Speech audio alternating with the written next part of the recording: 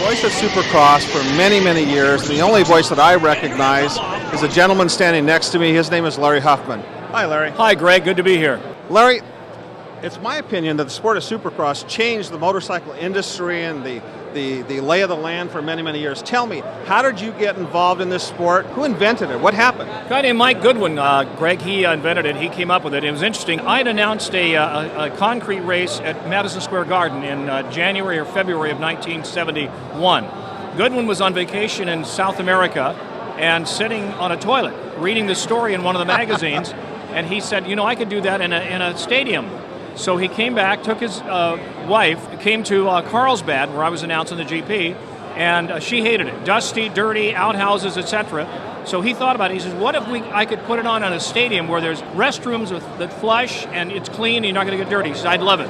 So he went to the AMA and said, I want to put this new sport of Supercross in the LA Coliseum. The AMA said, well, it's ridiculous, but we'll give you a chance. You have to do 3 races. You have to promote 3 motocross races first, because he was basically a rock and roll promoter. Right. So he had a race in Sacramento, Cal Expo, at Saddleback and Carlsbad, and he hired me after Saddleback, and then I was the announcer for the first, and I was like 15 years.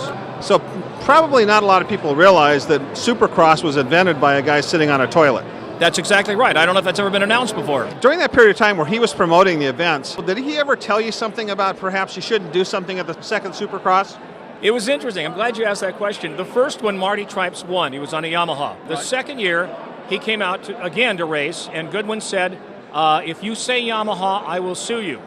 He said, the whole night, you can say the yellow bike or whatever they were, and he said, but I will tape you, and if you say Yamaha one time, I will sue you in court. And so I never said Yamaha. And why was that? Because he tried to get money out of Yamaha, and they wouldn't pay him. For the second one. It's true. He's a businessman, wasn't he? He was a hell of a businessman, and he was probably the best promoter we've ever had. What was your favorite type of racing to announce? Boy, that's a tough one. I liked motocross, outdoor motocross. I liked Supercross. Road racing was okay. I would probably have to say Supercross, because you can control the crowd, and that's really important. You can tell them. I had told 76,000 people at the LA Coliseum to stand up for the Maine. They all did. It's a hell of a feeling of power. I know a lot of your fans would want to know this. What are you doing today? I'm doing some commercials, a little announcing. I announced, excuse me, I announced the Orange County Fairgrounds at Demolition Derby, and I do the one in Chino. And I'm just doing a few commercials and kind of semi-retired. Well, your voice is recognized around the world as soon as you open up your mouth. It's been a pleasure talking to you. Thanks for talking to us. Greg, thank you very much, buddy. All right.